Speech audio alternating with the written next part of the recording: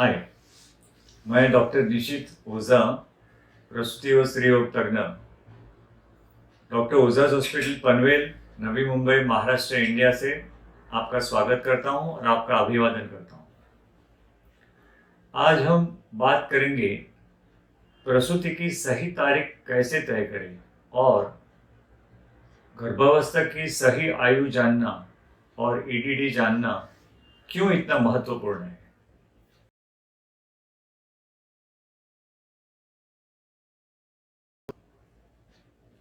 एक स्त्री जब गर्भवती होती है तब वह अपने डॉक्टर के पास जाती है। डॉक्टर उसे उसकी आखिरी माहवारी की तारीख पूछकर गिनती करके उसे प्रसव की संभावित तारीख यानी ईडीडी बताते हैं।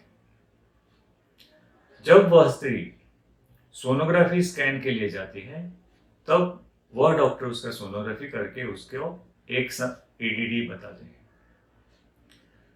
प्रेगनेंसी के गर्भावस्था के दौरान जब वह पुनः सोनोग्राफी स्कैन के लिए जाती है तब वापिस उसे प्रसूति की संभावित तारीख, प्रसव की संभावित तारीख दी जाती है। हैरानी की बात तब होती है जब यह माहवारी से निकाली गई तारीख और अलग अलग सोनोग्राफी से निकाली हुई तारीख इसमें अंतर हो या वो भिन्न भिन्न हो, तो स्त्री कंफ्यूज हो जाती है कि उसकी प्रसव की सही तारीख क्या होगी।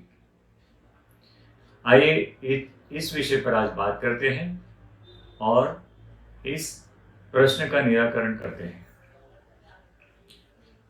समझने के लिए हम 4 अलग अलग समूह का कंसिडरेशन करेंगे। समूह नंबर 1, जिस स्त्री की माहवारी पहले 28 दिन में नियमित स्वरूप से आती रही हो, यह स्त्री माहवारी की तारीख से ईडीडी निकालने के लायक काफी हद तक प्रॉपरली बैठती है।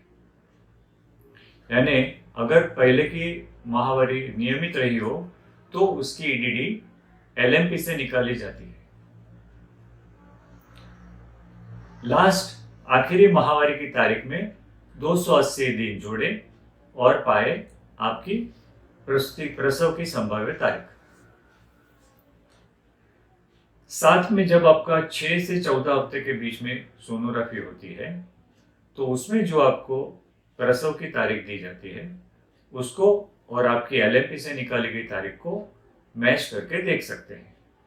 अगर दोनों में 5 दिन से कम अंतर हो तो एलएमपी से निकाली गई तारीख बरकरार रखते हैं। अगर 5 दिन से ज्यादा का अंतर हो तो सोनोग्राफी से निकाली हुई तारीख को बरकरार रखते हैं। समूह नंबर 2, जिस स्त्री की पहले की माहवारी बिल्कुल अनियमित रही हो या उसे अपने आखिरी माहवारी की तारीख ही याद ना हो, ऐसे केस में सोनोग्राफी से निकाली गई तारीख ज्यादा उचित रहती है और उसी को असाइन किया जाता है। 6 से 9 हफ्ते के बीच में भ्रूण की महत्तम लंबाई नापी जाती है और उससे ईडीडी निकाली जाती है। उदाहरण, यह भ्रूण की मैक्सिमम लेंथ नाप के उसकी ईडीडी दी जाती है। 9 से 14 हफ्ते के बीच में सोनोग्राफी के दौरान गर्भ के सिर के ऊपरी हिस्से से लेकर उसके मणका यानी स्पाइन के निचली छोर तक की लंबाई नापी जाती है। उसे CRL कहते हैं, क्राउन रम्प लेंथ। आइडियली ऐसी प्रोफाइल में जब CRL नापी जाती है तो उससे निकाली गई ईडीडी भी काफी एक्यूरेट रहती है। समूह नंबर 3, अगर स्त्री की प्रेगनेंसी IVF यानी टेस्ट ट्यूब के माध्यम से रही हो तो स्त्री को हमेशा भ्रूण स्थापन यानी एम्ब्रियो ट्रांसफर की तारीख याद रहती है। भ्रूण स्थापन की एम्ब्रियो ट्रांसफर की ईटी तारीख में 266 दिन जोड़ने पे प्रसूति की तारीख मिलती है। यह इन केस में है जिसके लिए फ्रेश एग का इस्तेमाल हुआ।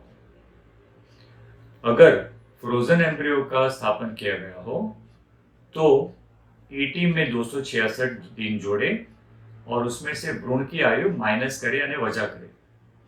उदाहरण, अगर 3 दिन का गर्भ स्थापन किया गया हो तो ET प्लस 266 दिन माइनस 3 दिन करे तो EDD पाए।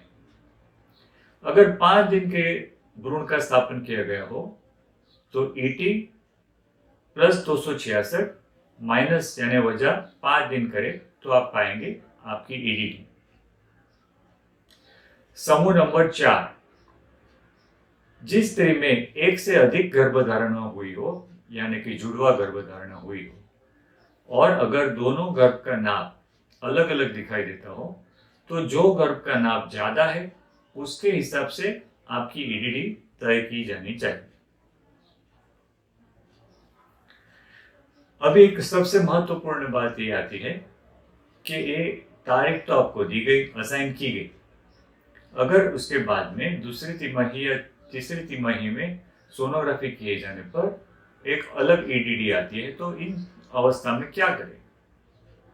तो फ्रेंड्स, मेरी आपसे विनती है और सुझाव है कि LMP या तो 6 और 14 हफ्ते के बीच में निकाली गई EDD सबसे ज्यादा भरोसेमंद यानी एक्यूरेट होती है, तो अतः इसे पुनः कभी ही बदले न करें, चेंज न करें, उसको लास्ट तक EDD वही रहने दें।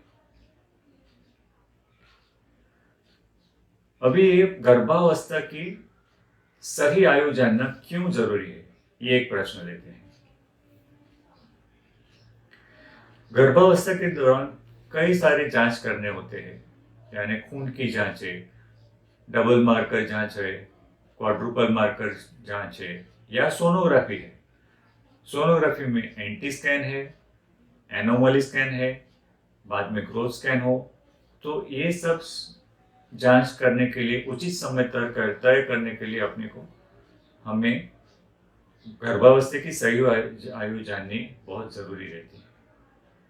दूसरा, अगर कोई भी मेडिकेशन हमें इस्तेमाल करना है, उदाहरण गर्भ का फेफड़ा मजबूत करने के लिए और उसका विकसित करने के लिए जो हम स्टेरॉइड का इंजेक्शन देते हैं 26-28 हफ्ते के बीच में, या तो फिर अगर स्त्री का ब्लड ग्रुप रक्तगट RH नेगेटिव है तो उसे 28 हफ्ते में इंजेक्शन एंटीडी देते हैं, तो यह मेडिकेशन देने के लिए उचित समय तय करने के लिए भी गर्भावस्था की आयु जानना जरूरी है। नंबर 3, जो प्रेगनेंसी में कॉम्प्लिकेशन रहता है, जो हाई रिस्क केसेस रहते हैं, उदाहरण जिसका रक्तदाब ज़्यादा हो, जिसको प्रेगनेंसी अवस्था में मधुमेह हुआ हो, जिसका गर्भ का विकास कम हो रहा हो, ऐसी प्रेगनेंसी में गर्भावस्था का गर्भ का ग्रोथ मॉनिटर करने के लिए भी गर्भावस्था की सही आयु जानना जरूरी है।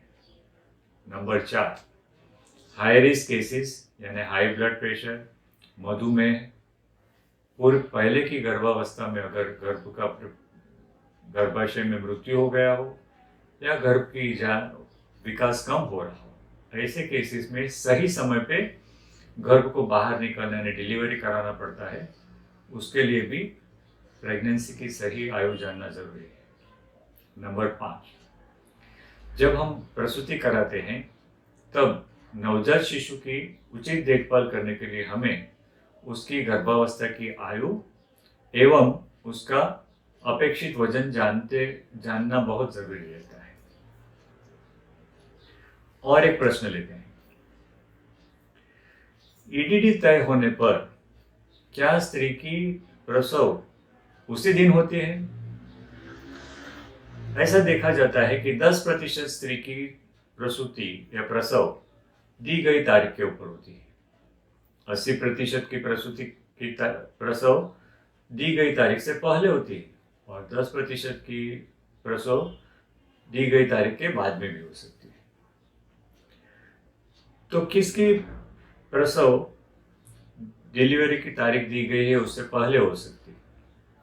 एक, अगर जिस स्त्री की पहले की प्रसव EDD के पहले हुई हो पिछली प्रेगनेंसी में, चाहे वो दर्द शुरू होने की वजह से हो, चाहे वो पानी यानी गर्भजल बह जाने की वजह से हुई हो, चाहे गर्भाशय का मुख कमजोर होने की वजह से हुई हो, लेकिन अगर पिछली प्रेगनेंसी में उसकी प्रसव जल्दी हुई हो तो अभी भी वापस उसकी प्रसव ईडीडी से पहले हो सकती है।